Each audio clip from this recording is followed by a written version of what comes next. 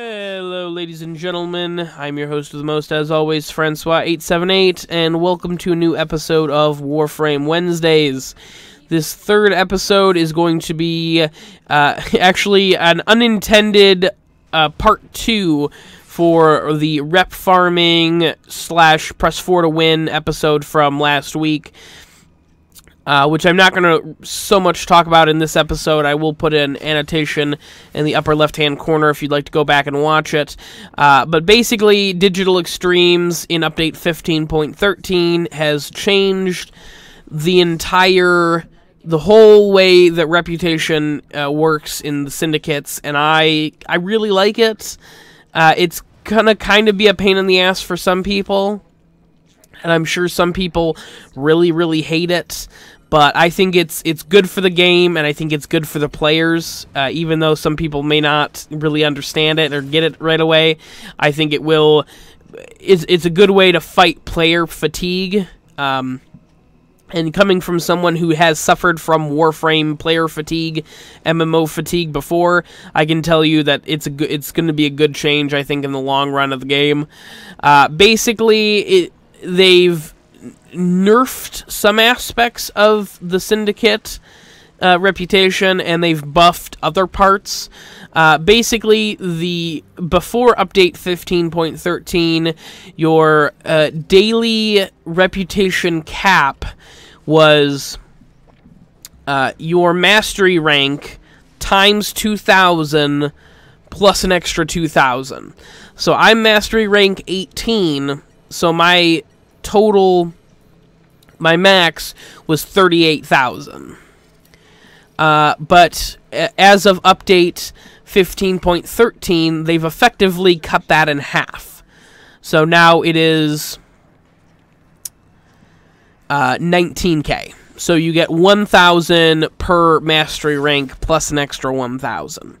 Now this is the nerf I was talking about. The nerf to rep farmers. Basically now rep farmers can only, farm half as much rep every day. And that sucks for some people, especially people who work weird jobs or just don't feel like playing, 6 or 9 Syndicate daily missions. But, I think it's overall, it's better for the game, and it's better for the players. The buff, however, is to the Syndicate daily missions. Now, the problem with the Syndicate daily missions is that they weren't lucrative enough for players to actually do them. I felt like a lot of people basically skipped out on doing them because they weren't worth enough reputation.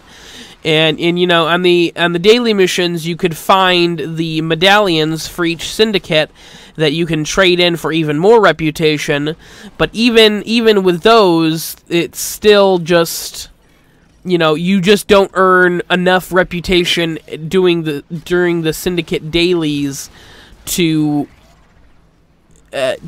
not just farm. It was just easier to farm your to your cap than it was to bother doing all the Syndicate missions. But they've buffed the hell out of the Syndicate missions to now make them a little bit more lucrative and a little bit more worth your while. Basically, every tier of Syndicate missions had their rewards doubled.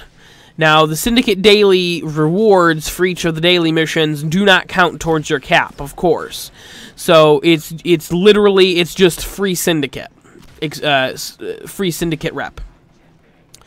Now, the experience or whatnot that you get during the mission, that does count, but the main reward does not, which is great.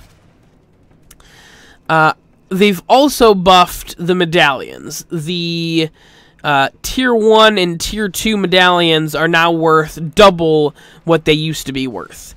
And that is awesome. It makes the medallions actually kind of worth going after and trying to find, because that can substantially boost your reputation at the end of the level. And plus, the medallions are free. So, again, they don't count towards your Syndicate cap for the day, your Syndicate rep cap. They've also, in the more combat-heavy levels, like I didn't get them on this mission that you're seeing here, because it's a spy mission. But on, like, survivals and defense and interception, stuff like that, you actually get some help. You get 2 members of the Syndicate that you're playing the mission for, whether that be New Loka or Arbiters of Hexus or Red Veil, whoever. You get helpers to come in and, help you out, obviously. And that can be... It really is a game changer, because unfortunately... people, I don't really understand why, but I still have a lot of trouble finding people in the Syndicate dailies. I think that could be because I am on the flawless tier. I'm the top tier for New Loka and for the parent sequence for both of them. So I think that might be a reason that there just isn't as many people playing my particular level of missions.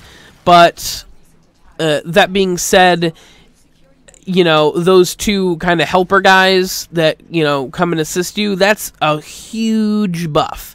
That makes, defense missions and survival missions doable, even without having other players. It used to be, survival missions were really fucking hard to do solo most of the time, especially if you're going for a specific reward. If you're just, trying to beat levels, just trying to make it to 5 minutes, it's not that big a deal. But trying to make it to, 15, 20, 30, 40 minutes, that can be tough solo, especially, depending on the frame that you have and the builds that you have and whatnot. So basically, what Digital Extremes have done is they've nerfed the base Syndicate reputation cap and kind of really nerfed, Draco and nerfed Stefano without actually changing the maps. And they've kind of nerfed rep farmers in general, but they've also buffed, the dailies and buffed, people trying to have fun and trying to, make the game more interesting and more fun. And I think that, doing the dailies might be a little bit more tedious than just doing Stefano for a half an hour and being done. It might be a little bit more tedious to do it that way. However... I think that, doing the Syndicate missions will fight player fatigue. Even, I'm breezing through this mission. These people, these Corpus troops are super easy to kill. I have no problem. I've snuck past 2 of their 3 security vaults. I have no problem. So it may seem boring from the outside. However... doing different stuff and doing different mission types and stuff like that, whether you know it or not, does fight player fatigue, and it does, mean you're playing the game for longer. And that's the best thing that, Digital Extremes can do, is to keep players interested and having fun in their game. As I am a supporter of rep farming in some situations, but it's not good for the player base or for the game in general just to sit and rep farm over and over and over again. It's boring. People who are saying that the dailies are boring, no. The Draco is boring. Stefano is boring. There are effective ways to deal with, the rep farm, but they're boring. And so yeah, that's pretty much my feelings on the changes. I'm really happy with the changes. I think they're good changes. I'm kind of curious to see what other changes can be made, or that they're going to be willing to make later on. It should be interesting. But right now, I am just, you know, I'm hotly anticipating the changes that they're going to make later on, because I'm sure that there are going to be people bitching on the forums about the Syndicate changes, and they just need to let it go. Is what I'm saying. But thank you very much for watching, guys. I appreciate it. We will see you guys next week for another episode of Warframe Wednesdays. Topic will be announced at some point on Twitter. If you're not following me on Twitter, it's in the doobly-doo, the link. Also, my Facebook page, brand new. Go check it out. And we will see you guys next week in another Warframe Wednesday.